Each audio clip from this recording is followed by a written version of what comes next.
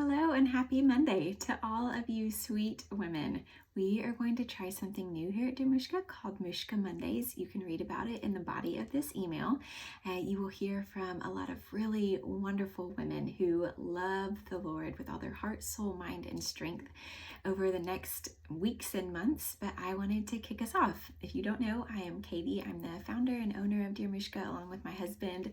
And I am so happy to pop into your inbox and give you just a little bit of encouragement this Monday morning. I wanted to start us off with a passage of scripture that I feel like all the other ones are kind of rooted in, and it is actually from our rooted necklace, which I have layered right here, from Psalm 1.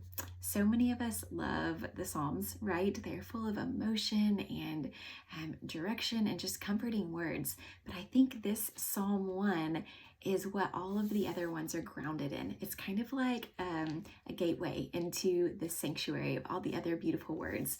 And I feel like we have to accept what this first psalm says before we are ready to dig into the other ones.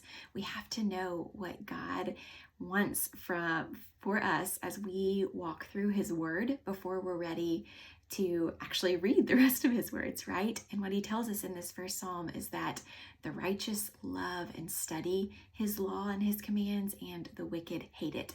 And those are kind of our two options. We either love God's word and we want to study it and know it better and plant ourselves right there, or we want to toss it out.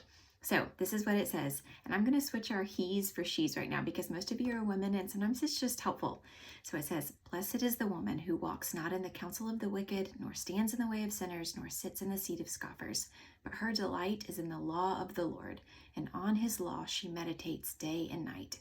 She is like a tree planted by streams of water that yields its fruit in its season, and its leaf does not wither. And all that she does, she prospers." I don't know about you, but I want this. I mean, look at these words. We are planted. Like, don't you just want to be planted somewhere where you're not just blowing all over the place?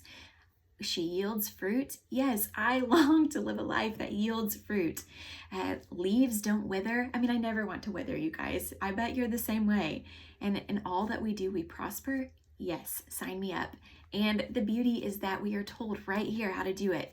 We're to throw off the world, the wicked, the sinners, the scoffers, and then we are to delight ourselves in God's word. We're supposed to plant ourselves right here so that even when the external is crazy, when it is snowing and sleeting and raining and winding, when we are experiencing death and suffering and trials, our roots are so deep into God's word and into his character that we are soaking up his nutrients even when all else feels chaotic.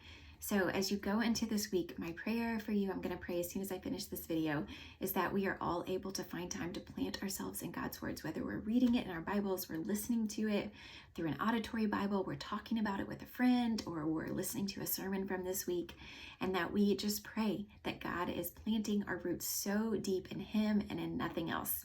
So I love you girls. Be blessed.